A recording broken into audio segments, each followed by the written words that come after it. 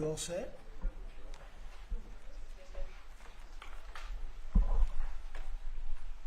How are you? Thank you very much for being with us. It's a good time for this country. We have the hottest country anywhere in the world. I think you're hearing it from a lot of people, not just from me.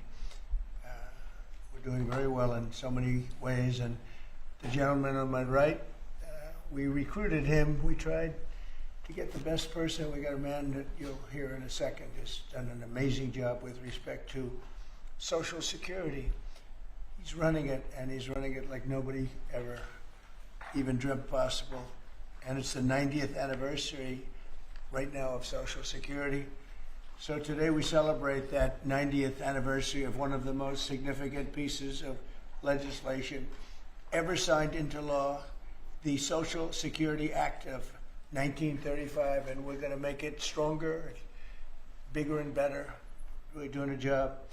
In the campaign, I made a sacred pledge to our seniors that I would always protect Social Security, and under this administration, we're keeping that promise and strengthening Social Security for generations to come.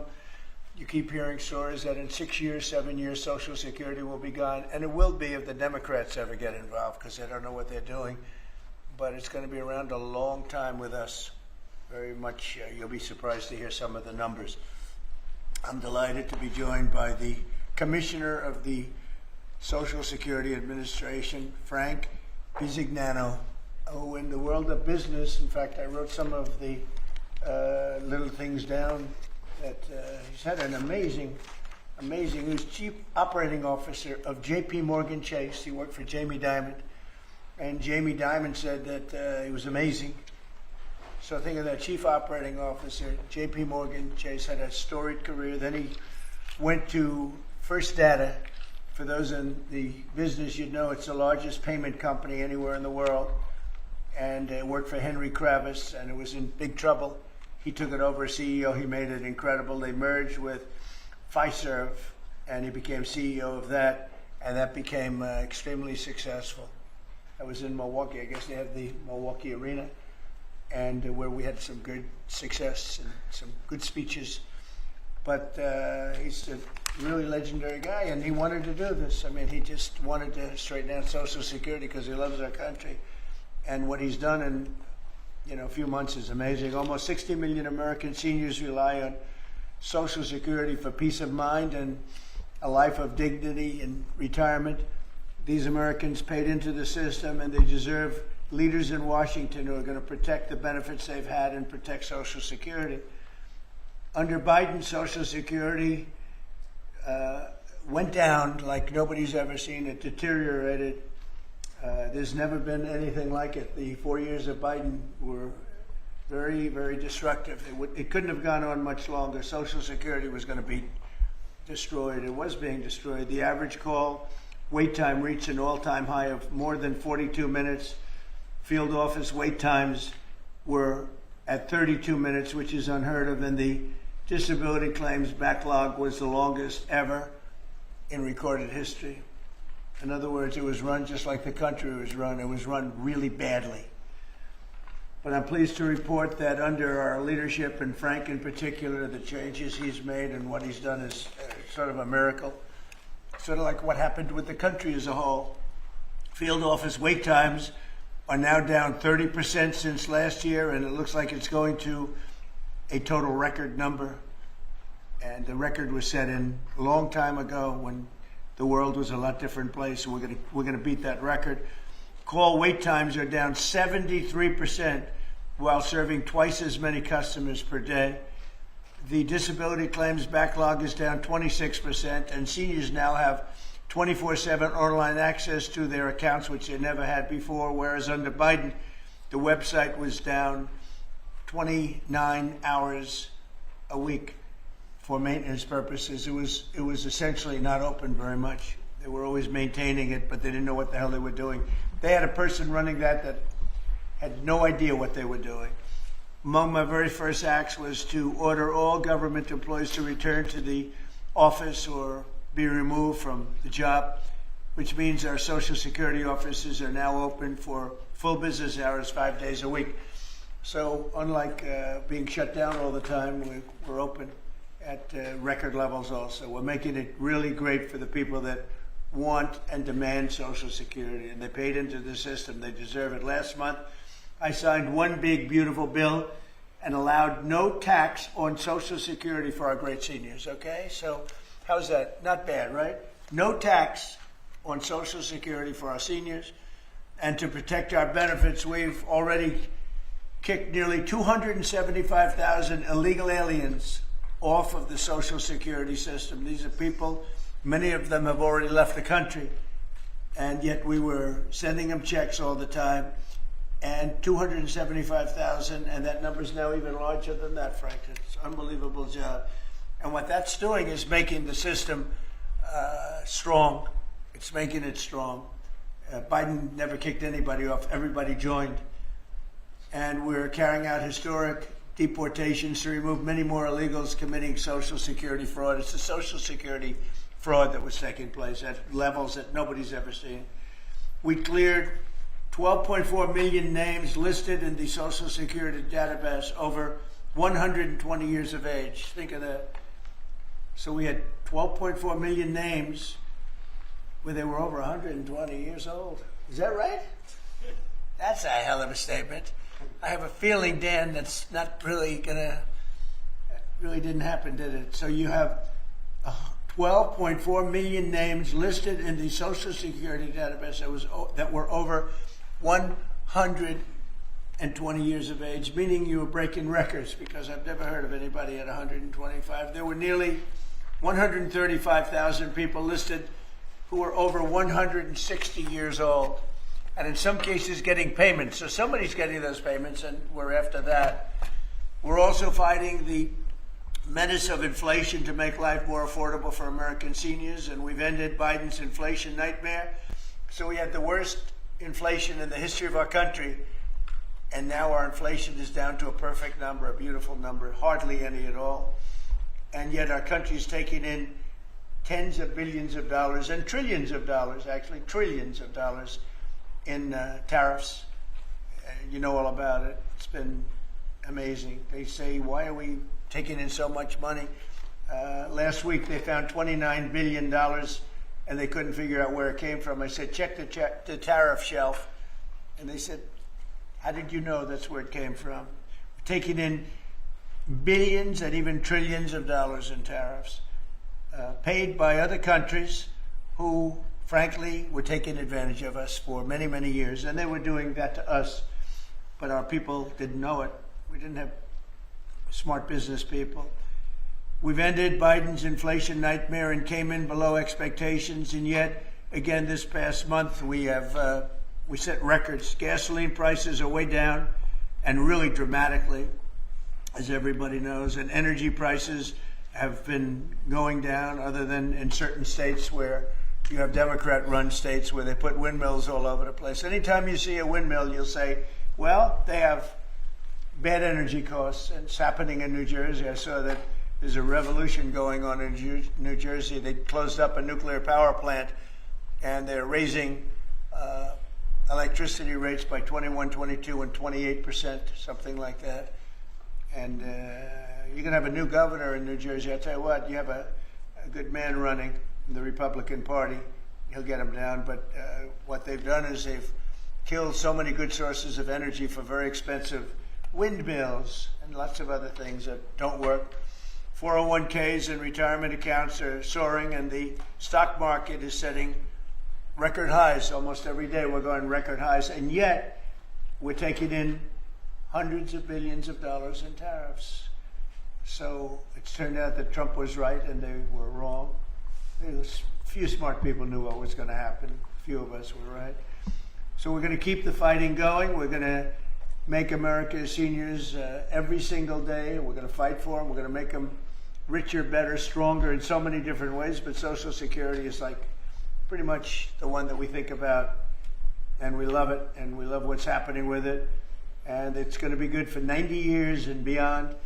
Again, you were given only a short period of time. Social Security was supposed to be like down. Had they won the election, Social Security would have defaulted during Biden or Kamala's election, whoever. they so chose, two beauties. And now what I'd like to do is ask Frank to say a few words. Again, this is a man with a really storied past. He's one of the most successful anywhere in the world. What he did at J.P. Morgan Chase and what he did for Henry Kravis and all of the others are like legendary stories. And he just wanted to do this. He's making about a tiny fraction, I would say, a tiny fraction of what you used to make. But he didn't care. He wanted to do it. He made a lot of money. And he said, I want to run that system. I want to put it back on track. And he's got unbelievable talent over there. It's like a different place. So, Frank, would you say a few words, please? Sure. Thank you. Is less than 1% tiny fraction, sir? Is that what it is? Less than one? That's a tiny That's fraction. an honor. It's an honor. It is an honor. And I'd like to start off by thanking the President for his tireless effort in running the country, in what he's done across the country, meeting every commitment. And, you know, I see it directly in the big, beautiful bill, the opportunity that it's brought to seniors. But his effort on every commitment, delivering against it, and delivering on world peace tirelessly. I'd like to also thank him for my opportunity. You know, he's teasing me, I'm teasing him about the economics of the job.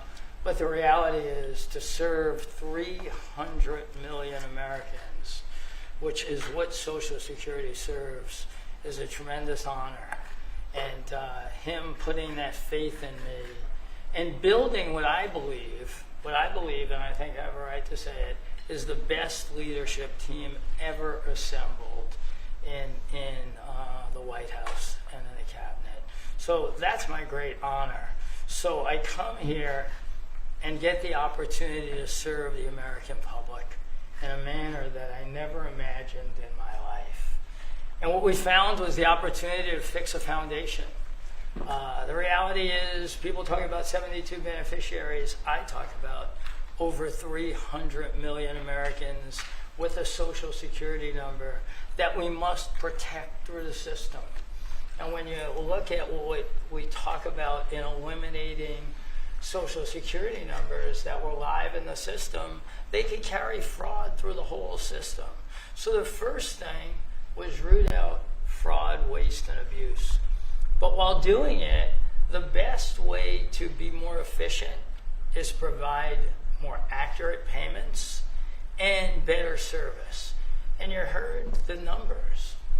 I think the most staggering number is that we had a website that was down 29 hours. This will be a digital-first agency, and we are building my SSA accounts. That's the digital account. And we have a bold goal of 200 million Americans to have a digital SSA account by the end of next year. It will happen. Just like we had a bold goal of single-digit wait time on the calls when they were at 40 minutes. And we did that. This is my 100th day. We did that within 90 days, right? Get the web up and running, bring technology to our field offices, use digital presence to answer and serve the American public. That's the job. When we do all that, then we'll really know the answer to if we have a hole, right? I was presented in my second week on the job with $18 billion in errors by the Inspector General. It was public. In less than a month, we solved $9 billion of it. So that's the type of swift action we can take, right? You see the things like the big, beautiful bill for the seniors. You see better digital services. You see field office wait times down. If you make an appointment to have a field office visit, it now happens in 6 minutes. Unprecedented. We are serving more people and delivering more than was ever delivered before in a manner with the highest possible quality, and we've just begun. You should expect this to be a great digital-first agency.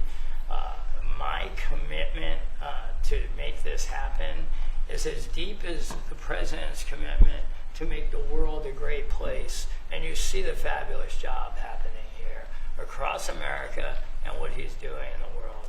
You should expect Social Security, just like the President I thank him for making America great again. It's happening.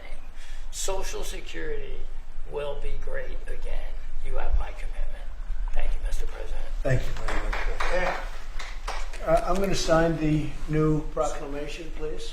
Sir, this is a proclamation both commemorating the 90th anniversary of the Social Security Act, the signing of the Social Security Act, and also the incredible accomplishments of your administration, fixing and promoting and safeguarding Social Security.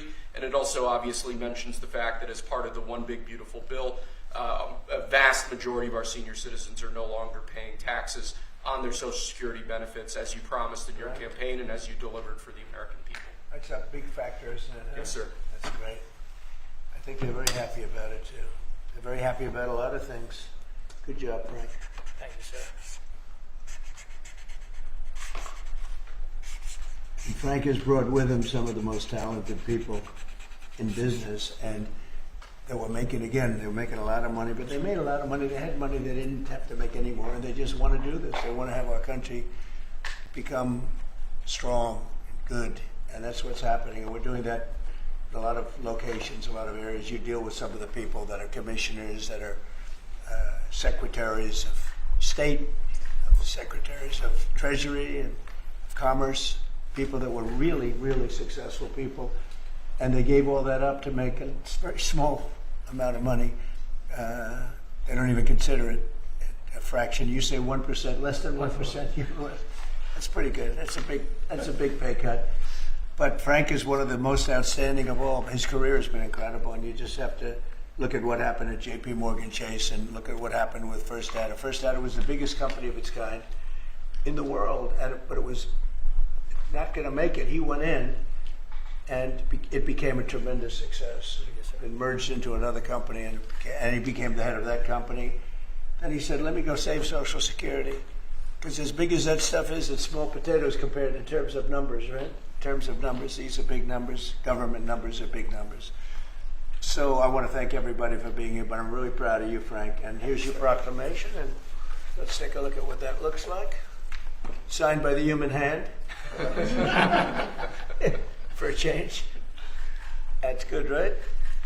Do you have any questions for Frank? Mr. President. How about questions for Frank? Mr. President. For Mr. Frank? President? Yes, on Social Security. Please. First and foremost, this was a major campaign promise that you had. 2023 was one of the first Agenda 47s that you put out. It was titled, We Must Protect Medicare and Social Security. Why was this important for both of you to get done, and given the fact that it will impact millions of lives? Well, it was very important to me because I knew how Social Security, I've been hearing about it for years, long before I came to office, that it was really going to die very shortly. And I had to put somebody outstanding in, and I was talking to him on a business sense once, and I said, this guy's amazing. And he said, I'd love to help you with Social Security because it's sort of what he does. You know, he takes troubled entities and turns them around. And he did some of the biggest messes in the world, and Social Security in a certain way, I guess, you reported it all the time. In 4 or 5 years, it's going to go bust, but not anymore, it's not. And he's got it turned around so well.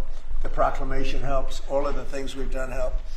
And he's finding such tremendous fraud where we have illegal aliens. We have people that don't even exist on Social Security now. They don't exist. And what it does, it makes it totally secure and powerful for the people that are on it and need it. And we're very proud of the job he's done. One of the best. Kara Castro from Lindell TV. How are you today, sir? Democrats like Bernie Sanders and Elizabeth Warren continue to peddle the lie and the claim that you're trying to cut Social Security, despite your repeated promises to protect it. Why do you think they keep pushing this misinformation and literally terrorizing the elderly in America that sadly keep watching the very misleading mainstream media?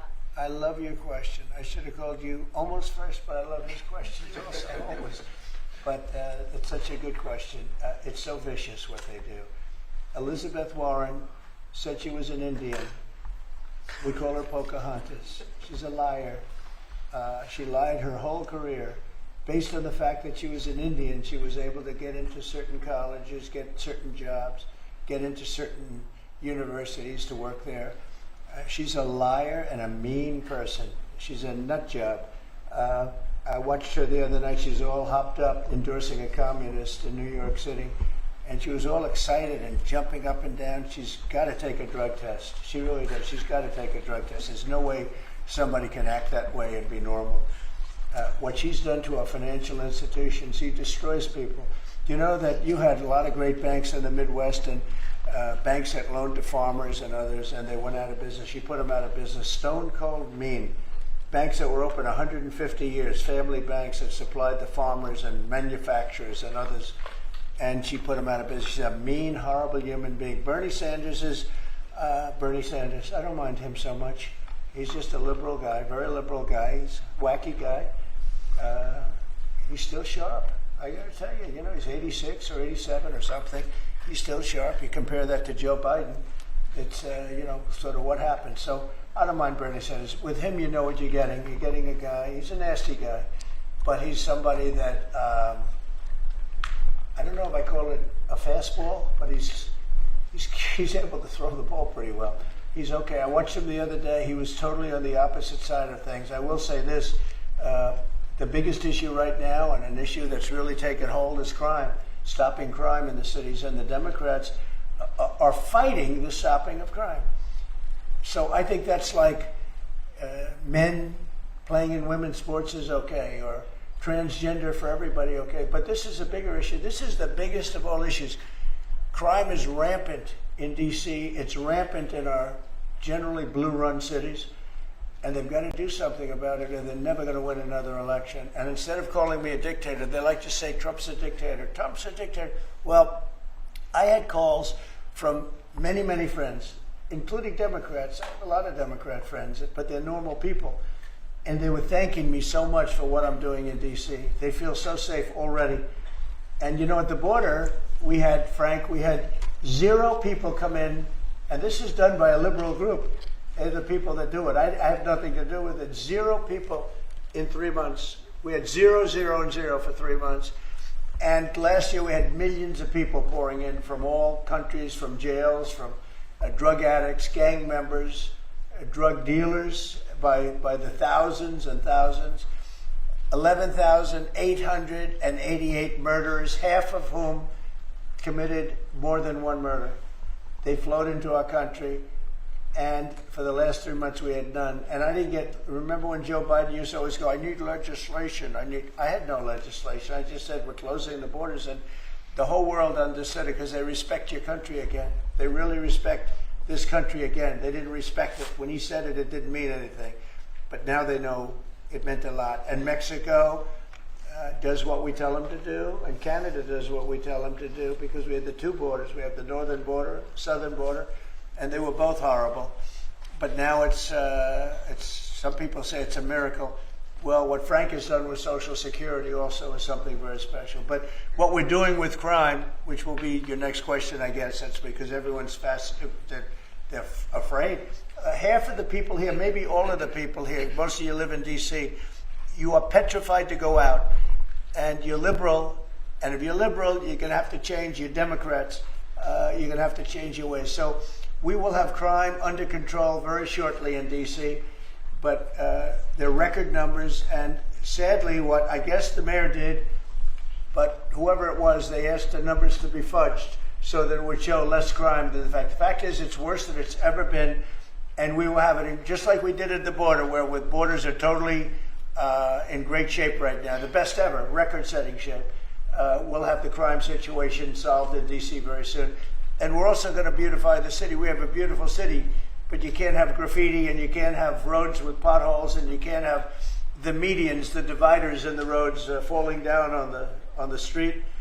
We're going to be beautifying the city, making it really beautiful. We're going to be getting the criminals the hell out of here. We don't want the criminals in Washington, D.C. Mr. President, one on your Putin meeting and then one on D.C. crime. Are you prepared to offer Vladimir Putin access to rare minerals to incentivize him to end the war? We're going to see what happens with our meeting. We have a big meeting. It's going to be, I think, very important for Russia, and it's going to be very important for us, and important for us only in that we're going to save a lot of lives. Look, we have, we're not paying any money, as you know, to Ukraine. We're supplying equipment, and we're being paid 100% plus for that equipment. by NATO. And I got NATO up from 2% to 5% of GDP. They now have billions of dollars. NATO is a very rich group of countries, and we make the best military equipment anywhere in the world by far, and they're buying our equipment, and they're paying 100% for the equipment, 100%. In fact, they owe us about $2 billion now. They're going to send a check. Another one was sent recently for $1 billion. So we're not spending any money anymore. Biden gave them $350 billion, got nothing for it. And if you look, and by the way, we also signed a rare earth deal where we get, years of rare earth to get our money back, the money we spent. But what I'm really doing this for is to save thousands of soldiers a week. You have Russian soldiers, you have Ukrainian soldiers, and then you'll have missiles dropped into various cities and towns in Ukraine. And they're losing last week they lost 7,251 people, mostly soldiers, Russian and Ukrainian soldiers. I'm doing it for that reason. We have a meeting with President Putin tomorrow. I think it's going to be a good meeting, but the more important meeting will be the second meeting that we're having. We're going to have a meeting with President Putin, President Zelensky, myself, and maybe we'll bring some of the European leaders along, maybe not. I don't know that it's going to be very important. We're going to see what happens. And I think President Putin will make peace. I think President Zelensky will make peace. We'll see if they can get along. And if they can, it'll be great. I've solved 6 wars in the last 6 months, a little more than 6 months now, and I'm very proud of it. I thought the easiest one would be this one. It's actually the most difficult. We had one war raging, as you know, for 37 years. One in the Congo with Rwanda was raging for 31 years. We solved 6 of them, made peace, not just solved them, we made peace. If you look at Pakistan and India, planes were being knocked out of the air. 6 or 7 planes came down. They were ready to go. Maybe nuclear, we solved that. I thought this would be maybe an easier one. It never made sense, this war. It would have never happened when I was president. If I were president, this war would have never happened. But millions of people have been killed. And I'm there for one reason, to see if I can solve. This was Biden's war. This isn't my war. I want to see if I can stop the killing. Yeah. But rare earths, do you plan to offer him access to that at all? We have great rare earth. We made that as payment for all of the money that we've spent so foolishly in Ukraine. We spent $350 billion. Now Europe spent $1 billion. That's a lot of money. They spent $100 billion. That's a lot of money. But we shouldn't be spending a lot more money than them, and they understand that. And I think that's maybe why we're not spending money anymore. We're not spending any money. They're paying us for everything. So people are shocked when they hear it. They don't even understand. They don't even write about it. But we're not spending money. But we are spending a lot of time trying to get the war solved. If we can get the war solved, we'll be very happy. As far as rare earth, that's very unimportant relative to. I'm trying to save lives. On DC crime, Mr. President, on DC crime, do you have a message for the Democrat lawmakers like Nancy Pelosi or media who are saying, after living here for many years, that there is no crime and you're trying to start a new news cycle? It's another reason why the Democrats lost the election in a landslide. They lie. It's just lie. Look, the crime is very bad. I think they'd be much better off saying, we want to help President Trump with the crime because it's an epidemic. It's a tragic situation. It's the worst it's ever been. And we want to help President Trump with the crime, as opposed to, he's a dictator. He's a dictator. People are so happy to see our military going into D.C. and getting these thugs out. As you know, we arrested a lot of people yesterday. We arrested a lot of people today. We're getting people that have arrest records that you wouldn't believe. 28 arrests, 15 arrests, brutal, brutal people. And we're going to have to do something about this cashless bail, because people shoot somebody, they kill somebody, and they're out on the street in less than an hour. Now, that's when it's all started, in New York, in Chicago, Los Angeles. You take a look. If we didn't go to Los Angeles to help this incompetent governor and a mayor that doesn't know what the hell she's doing, if we didn't go to Los Angeles, you wouldn't have a big part of it burned down. The other part of it would have burned down too. You would have not had, I don't think you would have been able to have the Olympics. We have the Olympics. I have a lot at stake with that because I'm the one that got the Olympics. I got it in my first term. And I was saddened because I got it for what would be my third term, okay, which turned out to be second term. And the Olympics, it's a great honor, but I felt badly because I said I won't be president when the Olympics came. Well, through circumstance, I am president. I want to make sure the Olympics is great, the World Cup is great, and the 250, maybe the most important of all, is the 250-year celebration is great. So what's happening is we will work very hard. You would not have had, I don't believe that if I didn't send in the troops, I don't think you would have had Los Angeles in condition to have the Olympics. I think you would have had to tell them, I'm sorry, you're going to have to go someplace else. And if you look at the police commissioner or the sheriff, he said, we really needed them. Thank God they were here. We really needed them. That was the first 2 or 3 days. After we solved their problems, then he said, well, I think we could have maybe done it. No, he was told what to say. He said, you go back to your files and see what he said. He said, thank goodness they came. If I didn't go and put our military there, or National Guard in that case, and we'll go military if we have to, but the National Guard went there. They were very effective. If we didn't do that, I don't think you would have had the Olympics in Los Angeles. The place would have been just like the 25,000 houses that burned down, where, by the way, the governor ought to focus on getting their permits. You know, the federal permits are given. Those are the hard ones, and they were given a long time ago.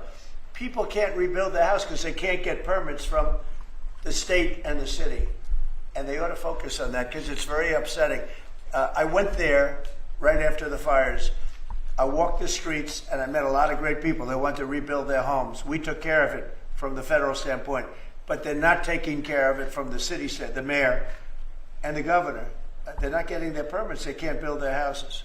Mr. President, Go ahead, please. Mr. President, thank you. Do you think this summit and the incentives for peace you are putting on the table could end up rewarding Putin for his invasion of Ukraine? And what kind of signal do you think that could potentially send to other aggressors? No, I don't think it's a reward. I think that what we have is a situation that should never have started. Should have never started. It didn't start under me, and for 4 years it wasn't even discussed. And I could see it was going to happen after I left. I could see what was happening. Everything that we did was wrong. Everything that was done was wrong. Everybody's to blame. Putin's to blame. They're all to blame. This is a war that would have never happened. Mr. President,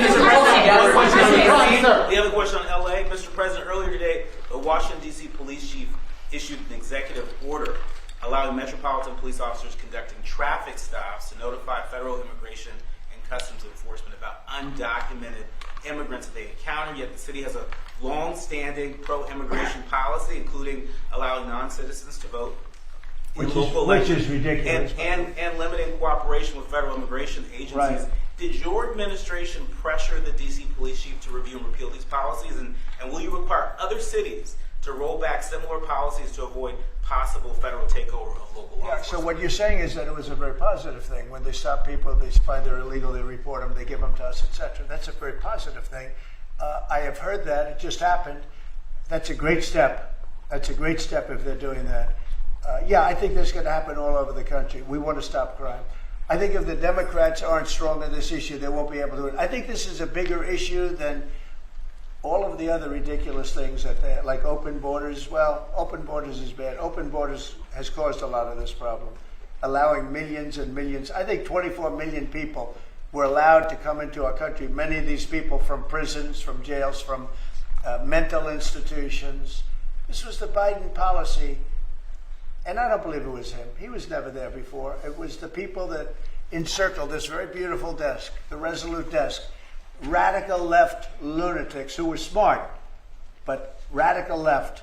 And I'm very happy to hear what you just said, because I've heard that. And Mr. President, on LA, if I may, the mother of a 15-year-old California boy was briefly detained at gunpoint in a case of mistaken identity. The LAUSD superintendent says that surveillance video shows armed agents wearing police and border patrol insignia. Given the National Guard, the Border Control, ICE agents, they're not trained in local policing. What specific steps are you taking to ensure that young people are not put in harm's way with these types of operations? You know, what they are trained in is common sense, and they're very tough people. and they have great common sense, and they are highly trained. I heard the mayor of L.A. was saying, "Oh, they're not trained this way." I heard this character from where was he from? They talk about him as a candidate. He's got no chance. The governor of Maryland. I watched him this morning saying that the governor of Maryland. Yeah, they say maybe he'll be a president. He's not presidential timber at all. But I heard him today talking about how the National Guard or the military is not trained in police, but they're trained in common sense, and they're trained in not allowing people to burn down buildings and bomb buildings and shoot people and all of the things. They've done a great job. Again, if we didn't send them, and very importantly, if we didn't send them into Los Angeles, the rest of Los Angeles would have been burned down to the ground. When you look at Minneapolis, I sent them into Minneapolis because the governor wouldn't make the call. If I didn't do that, you wouldn't have a Minneapolis. It wouldn't be, I don't think it would be existent today. You remember the famous scene burning over the CNN anchor's shoulder. He said, everything seems to be very peaceful. And behind him, the whole city's burning down. So you had the whack job governor who ran for vice president and made a fool out of himself. You would have had, I saved that city. I'll tell you, I saved that city. So the bottom line is these are very tough people that are trained in a thing called common sense, and they're also trained in doing what we're talking about right now. And you watch crime stop, but you wouldn't have Los Angeles. It wouldn't be existent today. We would have had to cancel the Olympics if I let that go on. Mr. President, will you pressure Israel to allow journalists into Gaza to cover the humanitarian efforts the U.S. is pursuing? And I'd like to see that happen, sure. I would like to see it happen. I would be very fine with journalists going in. It's a very dangerous position to be in, as you know, if you're a journalist, but I would like to see it. And on tariffs, Brazil, Mexico, and Latin America are getting closer to China, and they say it's partly because of the tariffs you're imposing those countries. Are you concerned them getting closer to China? No, not at all. I'm not concerned at all. They can do what they want. None of them are doing very well, and what we're doing in terms of economics, we're blowing everyone away, including China. We're doing better than any other country in the world right now. Brazil has been a horrible trading partner in terms of tariffs. As you know, they charge us tremendous tariffs, far, far more than we were charging them. We weren't charging anything, essentially. And Brazil has some very bad laws happening where they took a president and they put him in jail, or they're trying to jail him. And I happen to know the man, and I will tell you, I'm pretty good at people. I think he's an honest man. I think what they've done, this is this is really a political execution that they're trying to do with Bolsonaro. I think that's terrible. But they also treated us very badly as trading partners for many, many years. One of the worst countries on earth for that. They charged tremendous tariffs, and they made it very difficult to do anything. So now they're being charged 50% tariffs, and they're not happy, but that's the way it goes. Mr. President, on DC crime, sir, on DC crime, are you concerned at all that some federal officers that are helping DC police might be being pulled away from other high priority assignments? Like what? Terrorism, for example. Oh, really? Terrorism? They'll stop terrorism as part of what they're doing right now. No. The soldiers that we have, first of all, we have plenty of them, long beyond what that you have here. We're just using a very small force. You know, in Washington, D.C., they have thousands of police. They have a lot of police, but the police weren't allowed to do their job. We have a lot of great ones, and you have some that weren't so good, to be honest, but they weren't allowed to do their job. But now they are allowed to do their job, and essentially it's only 2 days, but you look at the numbers already, they're dropping. And no, they're not being pulled off for anything. Mr. President, as you know, there were some very concerning reports about crime statistics. Police are manipulating crime data to downplay crime in D.C. Will the administration release its own crime statistics to counter their misinformation? And will those individuals who are intentionally misrepresenting crime data and fudging the books, like you said, be penalized for endangering the public? They are under investigation right now. They are giving us phony crime stats, just like they gave other stats in the financial world, but they're phony crime stats. And Washington, D.C. is at its worst point, and it will soon be at its best point. You're going to have a very safe, you're going to have a crime-free city. I mean, I say that. You're going to have virtually a crime-free city. And these are strong men, but the criminals are strong men and women, but they're strong men. And these are people that don't play games. We're not playing games. These are criminals we're dealing with. And they treated people. They took one of the people that worked for us the other day. You saw the beating, the pounding, 10 against 1. And they pounded the hell out of him. He's lucky to be alive. He's barely, almost killed. And we're not going to have that happening, please. Mr. Tulsi Gabbard declassified more documents last night related to the Russiagate hoax. She's doing a great job, by the way. That was another fake story. I'm very happy with the job she's doing. That's right. They declassified some terrible documents talking about Democrats and what they did. Radical left lunatics. It showed that then DNI James Clapper sent out emails to IC officials saying that it would be a team sport to push them to debunk the 2017 ICA report and that it might lead them to compromise on their normal modalities. What's your reaction to the latest declassification? And in your view, sir, what does real accountability look like for players? It's incredible what we're finding. Absolute proof of guilt. And we'll see what happens. But Clapper and Comey and that whole group of criminals, they're criminals. And they made it very tough. You know, they did the fake Russia witch hunt that lasted for 2 years. And I got totally exonerated. There was no doubt about it. They should have done it in 1 day, not 2 years. But it was a whole scheme to try and demean Trump so that I couldn't win an election. And that is a criminal group of people. They're sick people, and they're criminals, and they should be taken care of. Mr. President, does Putin have a strong hand tomorrow? Well, he came to our country, and I heard CNN fake news talking about that was a big win for him. Normally, he would say the opposite, but they said, oh, it's a big win that he came here. Normally, he would say the opposite, he came here. I think that President Putin would like to see a deal. I think if I weren't president, he would take over all of Ukraine. It's a war that should have never happened. If I weren't president, in my opinion, he would much rather take over all of Ukraine. But I am president, and he's not going to mess around with me. Mr. President, on Russia, Mr. President, would you support or agree to reducing NATO troops in Europe, in countries like Poland, in order to get Russia to agree to a peace deal? That hasn't been put before me, and I'll think about that for later, but it has not been put before me. Go ahead. Is anything less than an unconditional and immediate ceasefire a victory for the U.S.? Tomorrow? Yes. Well, tomorrow we'll see. I say, I don't know where that comes from. Sort of not a good question. I would say that tomorrow all I want to do is set the table for the next meeting, which should happen shortly. I'd like to see it happen very quickly, very shortly after this meeting. I'd like to see it actually happen maybe in Alaska where we just stay because it's so much easier. But I think that it's going to be very interesting. We're going to find out where everybody stands, and I'll know within the first 2 minutes, 3 minutes, 4 minutes, or 5 minutes, like we tend to find out, whether or not we're going to have a good meeting or a bad meeting. And if it's a bad meeting, it'll end very quickly. And if it's a good meeting, we're going to end up getting peace in the pretty near future. Okay? How about one more? Mr. President, on the Smithsonian. Thank you, Mr. President. On the Smithsonian, I know that your administration is seeking to weed out a lot of this left-wing spin that's in the museums, but we're seeing from people like Brian Stelter or other commentators that they're insinuating that you are trying to change history according to your narrative. What's your response to that, and is there anything you'd particularly like to take a look at? We want the museums to treat our country fairly. We want the museums to talk about the history of our country in a fair manner, not in a woke manner or in a racist manner, which is what many of them, not all of them, but many of them are doing.